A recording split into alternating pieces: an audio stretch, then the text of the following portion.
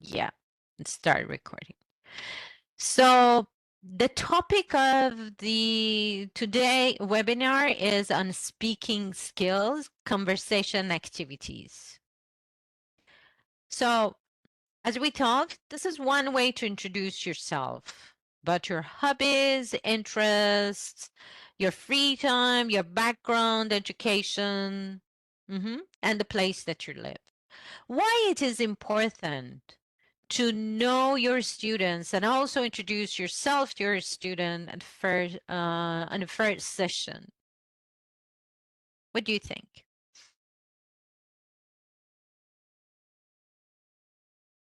It is important. I said it. So I didn't ask you, is it important? Yes, it is important. Why? Why do you think it's important? May I? May I? Yes, sure. Yes, please. So I believe it is important, first of all, when you know your students, you can apply individual approach to every one of them because there are extroverts, there are introverts, and depending upon that, also there are many interests. You can design individual tasks, and apply individual approach to each and every one of them. And why is it important to introduce yourself? Because students, I remember having a teacher, a university professor, and in my group there were some students who never attended classes. As well, they just studied for the session period, passed the exams for some satisfactory marks for them to be kept at university, but mainly they never attended classes. And that teacher, she was a teacher of German, so not even our primary language, not English, German, but she had such a charismatic personality that even those students who never attended classes, they always came to her class. Can you imagine? Oh. The personality of the teacher, professor is very important. Students need to know you. And if you show a little bit of yourself as a person, they are more inclined to come to your classes because not only because of the material you present, but because you attract them, your personality attracts them. You attract them as a person. That's why it is very important. Thank you, Olga. Thank you very much. What do you think, Celeste? I was going to say something similar. The word vulnerability came up for me in the sense that I think when students get a personal connection, well, any human being has a personal connection with the other. When the other shows their human side, their vulnerability, that they have this, they have that. I think the connection gets established a little bit more quickly, and you don't just see them. Well, you see them other than the professor or the teacher. You see them as someone by your side, and that you are more comfortable asking questions and opening up. So by doing that yourself, you're showing that, hey, I'm human too. I've got these little idiosyncrasies. I'm uncomfortable with things. These are the things I love, and then they can open up too. And I think it establishes a good relationship Rapport. from the get-go. Bravo. Thank you very much. Thanks a lot. So if you want your students engaged in all activities, they need to feel comfortable and they trust you. This is one way how you build up rapport in your class. So friendly talking as the best way to start that rapport in the class. You start to talk about yourself. If you want to teach, let me give you an example. If you want to teach to teenagers, so mostly talk about at the time that I was 15, I used to play basketball.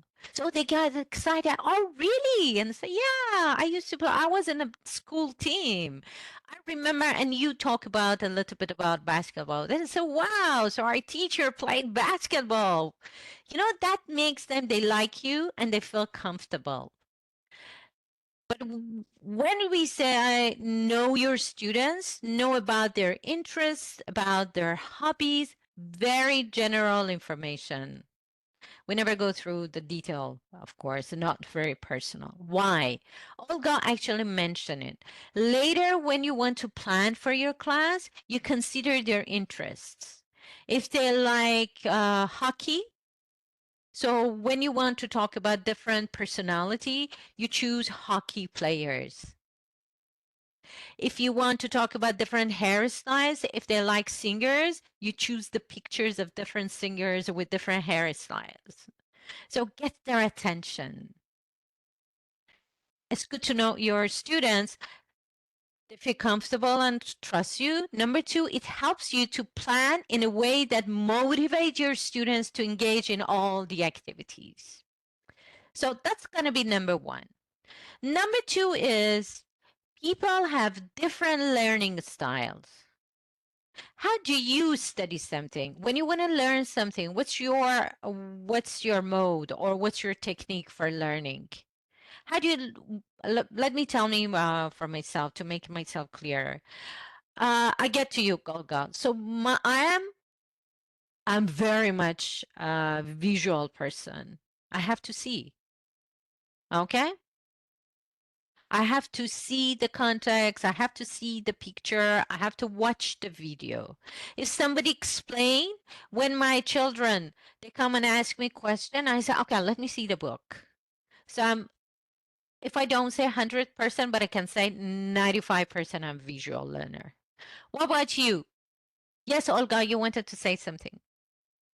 Thank you. You are talking about different types of, I don't know, personalities. When some person is visual, some person perceives information audially mainly, right? You are talking about this thing.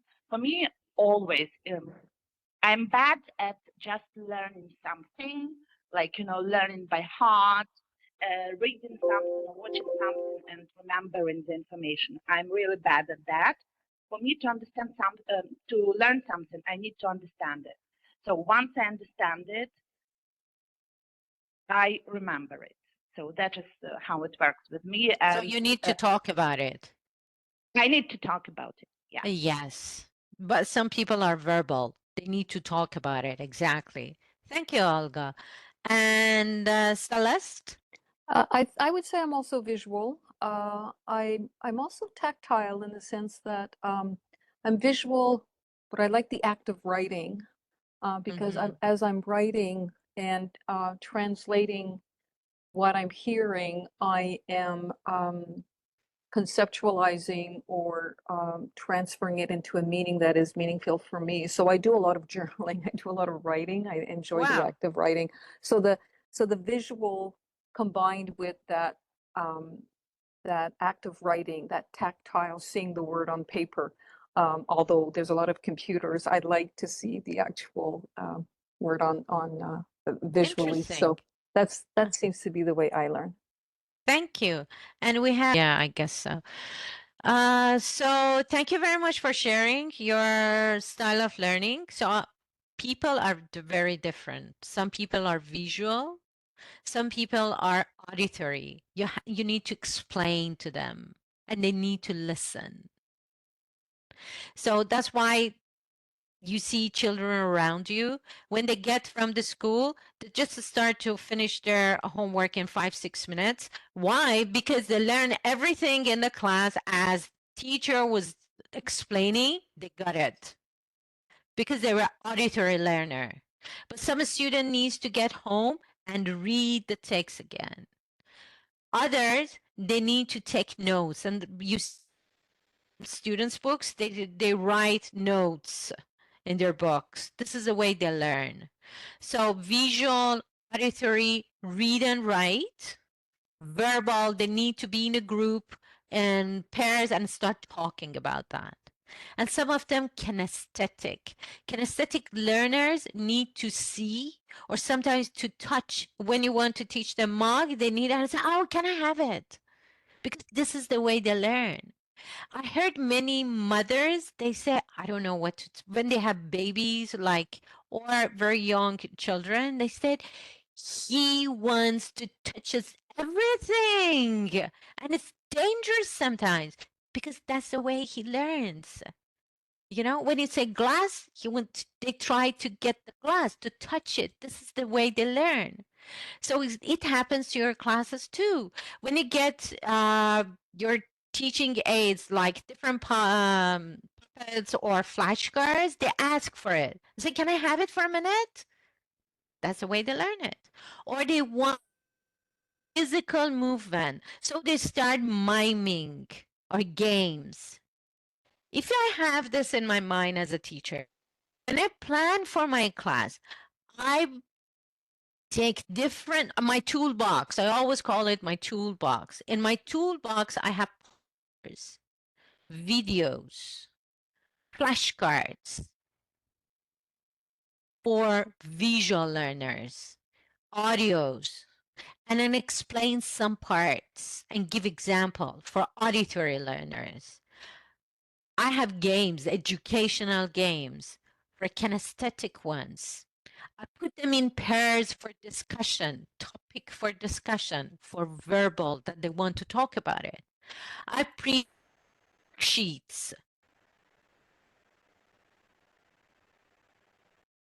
and they time right. This is the way they internalize what they learn. Good? Others will see, sure, can think. Oh, okay. What else I need to consider as a teacher? So I have students with different interests, different hobbies. I have students with different learning styles. What's number three? You're modern teachers, right? You teach in 21st century. Do you think characteristics of the new generations is the same as the time that you were a student or is different? The time that you went to classes or now? Are they the same or different? How they are different? Very different. Yeah. Can you tell me what are the characteristics of 21st century to you? What Well, is some, very different? oh, sorry, some of them are the media, the technology. Mm-hmm. Using We call them technology. What else? generation. They use technology. Oh, thank you, Malihe. Wow, welcome. I was talking to you. You couldn't hear me. Good to have you here. Yeah, thank you very much. I'm happy to hear you too. Unfortunately, I have problem with internet. You know, I'm from Iran. Okay, thank you very Sure, much. sure. Okay. You want to start your class. So I know the rules of my class. Know my students, introduce myself, especially in the first session, to build up rapport. My students feel comfortable and trust me, and they get engaged in different activities. And I remember they have different modes of learning, and they have different style of learning. What else? I teach to 20 in 21st century, so I remember the four C's: communication, collaboration, critical thinking, and creativity. But you want to start your class. Any activity. Think about sports. You're a professional tennis player, but before playing tennis, what you need to do? What you need to do before playing tennis? Warm up. Yes, warm up. So it happens for all activities. They come, and for foreign students, like in Canada, they want to study Spanish, they want to study Chinese, they want to study another language. That's a foreign language for them, right? So when they the class from English world, you cannot start teaching. You need time, 4 or 5 minutes for warm up. Warm up activities, like you want to motivate your students to learn. Mhm. Raise their enthusiasm to learn, to study. So kind of fun games, like you said you have 2 3 minutes to find out in the classroom who was born in March or in summer, or who was born in summer, and find somebody who likes the kind of dessert that you like. So they start asking each other. I said, do you like coffee? Do you like ice cream? Oh, I like ice cream too. We too. So, wow, you two love ice cream. So they start speaking English, but it's fun, and it's not very difficult. So these think about this easy peasy activities, okay? Like interviewing each other, asking question, or talking about there were 3 days. That was a long weekend. What did you do, by the way? Did you stay at home or did you go anywhere? How was it? Just for 2 minutes. Tell me. Tell me something interesting about your weekend. So 1, 2 sentences, that's enough because you want to start teaching. So warm-up activities, the aim is, in your lesson plan in TESOL, it said introduction, how you start the class. So the aim is just students feel to study and to participate in activities and start talking that language. Okay? Sometimes you for lower classes and children classes you can start with a song. They start singing. Yeah, they start singing together. They love it too. In the first class, they can interview each other, like talk about their date of birth, place of birth, family members, education, hobbies, something like that. For your conversation, what do we need to teach? We're talking about a speaking skill. Do you think body language has a role in making conversation? How? Yes, sure. Mm-hmm. Body language shows our culture, and it depends on the culture. For example, like nodding and shaking, Mm-hmm. they have different meaning. Each of them has different meaning, Okay. Thank you. Any other and it is ideas? necessary to teach language. Thank you, Malihe. Thank you very much. What about the others? Well, Yes, Olga, oh, please. sorry, go ahead, Olga. No, good. Okay, good. So sorry. I was going to say that it would be a good prompt to a teacher whether the student is relaxed, ready to study, or whether they feel tense. Mm-hmm. Thank That you. is one of the way to employ it. Also, well, according to the scientists, Mm-hmm. during the communication, if I'm not mistaken, 70% to 80%, well, more than half of the communication is read through body language rather than verbal things. So yeah, it's very important. Thank you. Thank you very much. Celeste? I was just going to give an example of eye contact. I used to teach cultural competence, and the example of eye contact was an interesting one because in some cultures, eye contact is absolutely crucial when you communicate with others. And in other cultures, eye contact is not a good thing.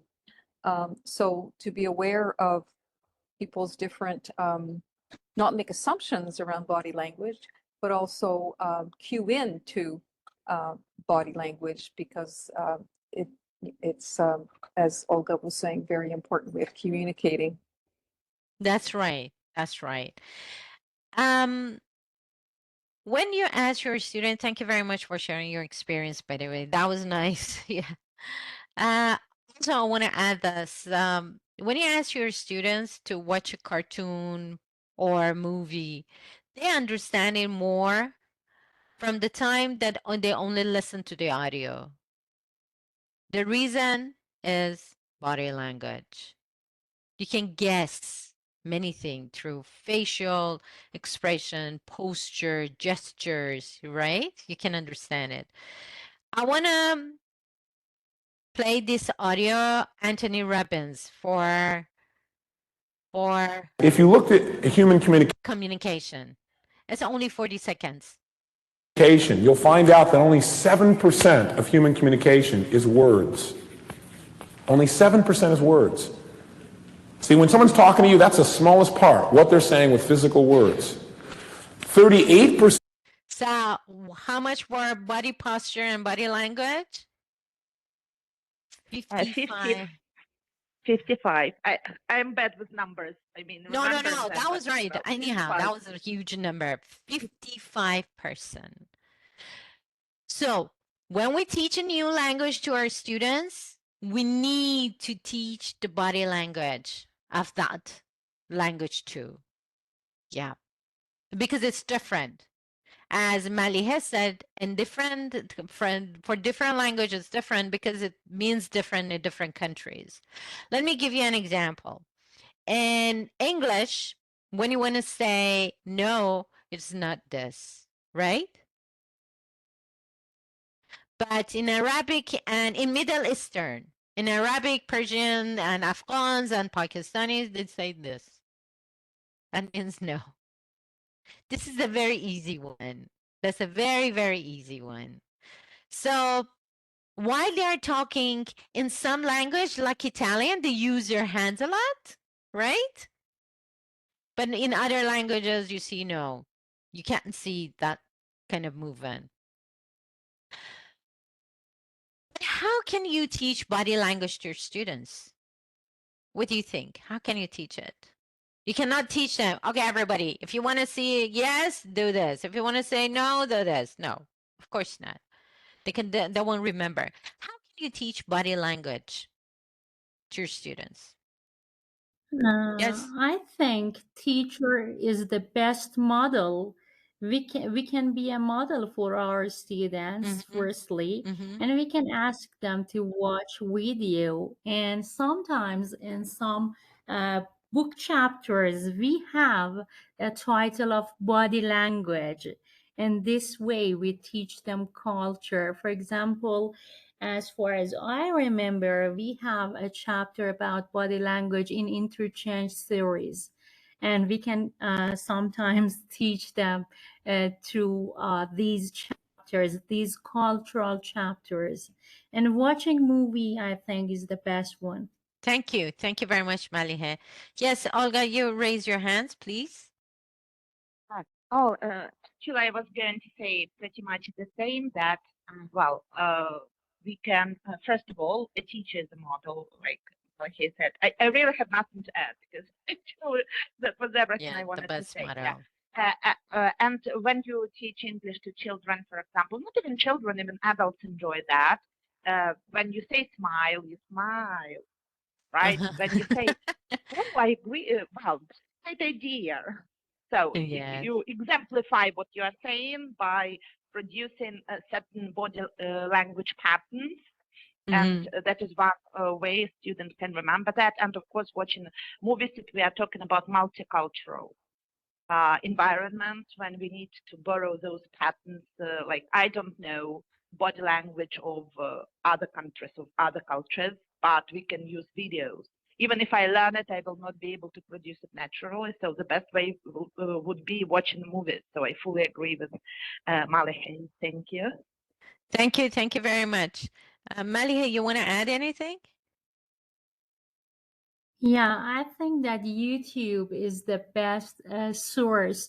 I always have some clips from YouTube, and I remember that for tarjumeh Navaro film, if you actually study in Iran, for tarjumeh Navaro film, it means video translation. I show some clips from YouTube to my students, and it is about culture and body language, and they really enjoyed and learned a lot of things when I actually at the same time teach translation to them. Mm-hmm. I somehow I taught body language too. Thank you. Thank you very much. Yeah, as you said, teacher is number one because they always see their teacher, why he or she is talking or writing or in the class basically all the time. Number two, watching videos. But in a way that you want to check your students learning, you can ask them to role play, shadow. So I want you to watch this video. Mhm. Then after there's a dialogue, for example, or there's a conversation. And say, okay, you teach the conversation. Then later you say, okay, for role play, I want you to shadow the character. So do your best, pronounce, act like them. So we can share the video to practice at home. When they get to the class, they have the same gestures, facial expressions. This is the good way to remember while you are talking, not the like two robots, they just talk, but also they show that emotions, okay? What else? Your books, or any material that you want to teach, they have fixed texts. There are fixed texts, records, or a material which is fixed, or discourse. They'll learn the dialogue. And the phrase that they'll learn is, I don't know, in that dialogue, for example. Okay? But later, even later, the same session, it depends on the class, or next session, said, okay, and instead of I don't know, this time everybody say, I have no idea.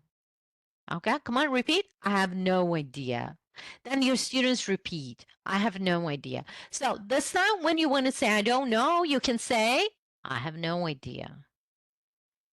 In this way, for the same meaning, they learn two phrases. I don't know, I have no idea.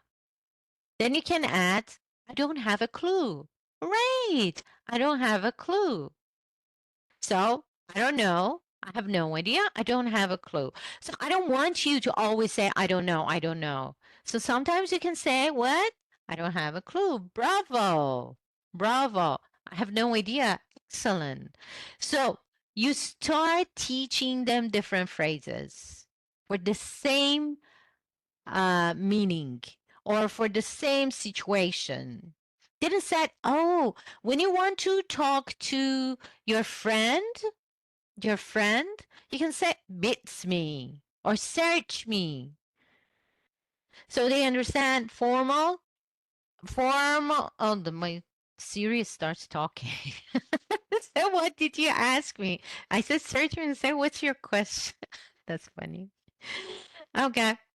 So they understand informal and formal register. Okay. Informal and formal talking. So there is a difference. We use some phrases with our close friends, but it's different with our Mali, I get to you. Okay, give you a minute. But it's gonna be different with my teacher. So at the same time that you are working on speaking, your students should know this phrase is good for formal speaking, informal speaking, or neutral. Also, for the same situation, I have different phrases to use. When you're working on the speaking, when they role play and say, okay, I want you to use I'm not sure. Where can you put this phrase? And they think and say, I have no idea. Right. Right. So this time you practice this dialogue with your partner, and instead of saying I have no idea, you please say I'm not sure, and let them practice. Yes, Malihe, what's your question? Or what you want to add? Okay, yeah, I want to add something. I call language booster box, and I provide my students with language booster box, and I give them this formal and informal type of language. And sometimes I use discourse completion test, the items of those tests, and I give them situation. And for example, I tell them that you're out with your teachers, suddenly you spill the coffee on your teacher. What do you say instead of sorry?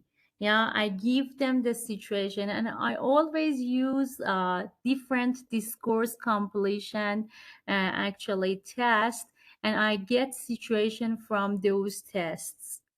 Oh, okay. Very good. Thank you. What You're else? welcome. When you're working on speaking, it's better the whole class or the whole part, the part that you uh, for speaking goes around one topic. In this way, you help your students to remember the lesson easier and better. Today, the topic is talking on the telephone or telephone talking, telephone conversation. Some phrases for the talking. Also, phrasal verbs. In English, we use phrasal verbs in all conversations. We use phrasal verbs very much, you right? So using phrasal verbs, maybe in the book, there are 2 or 3, like speak up, I'll get you through, or I'm sorry, I'll call you back. When your student learn what is in the book or what's in your lesson, you can add it more. You can add it more, put them in different situation and teach them new phrases to make the longer conversation. When they have a role play for 2-3 minutes, then you said, okay, now tell them I can connect you to my manager. How do you say that? Put you through. Then write it on the board or type it. Put you through. But you have to wait for 3-4 minutes. Okay. So what do you say? Hold on. That's up. Okay. They continue the conversation with put through and hold on. They said, okay, everybody, but the secretary couldn't hear for 2-3 seconds. So what's the what you say? Break up. Okay? She couldn't hear it. So the line was broke up. Yes? So you add more phrasal verbs. If you list, here is my question. If you list all the phrasal verbs at the beginning of the class on the board, what is the effect on what's the impact on the students? They see a list of phrasal verbs on the board. Put yourself in the student's shoes. You get to the class, you see the list of phrasal verbs, and then it said telephone conversation and the list of verbs on the board. Or they log in and say, oh, wow, phrasal verbs, telephone. What do you think? It's overwhelming Yes. Thank you. and intimidating. Exactly. So that's why usually in modern teaching, they say, don't introduce lots of words or lots of information at the beginning of the class. Feed your students on the way. So they learn the conversation with 3 phrasal words, then you make up another situation. That's critical thinking. What would you say if this happened? They start thinking. Say, I couldn't hear you. Oh yeah, I couldn't hear you. What else? What else? What else can you say? The line was bad. Right, the line was bad. What about break up? Then you put it on the board and say, oh yes, break up. So let's continue. You know, you motivate your student to learn and you put them in the situation they see the need of it instead of just memorizing. So while you are planning, you need to plan how I make that need in my students, how I put them in a situation that they look for that word, for that phrasal verb to learn, to continue the conversation. Does that make sense? Is that clear? Good. Any questions so far?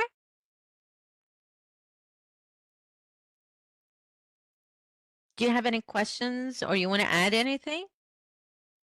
No, everything No, is clear. thank you Thank very you. much.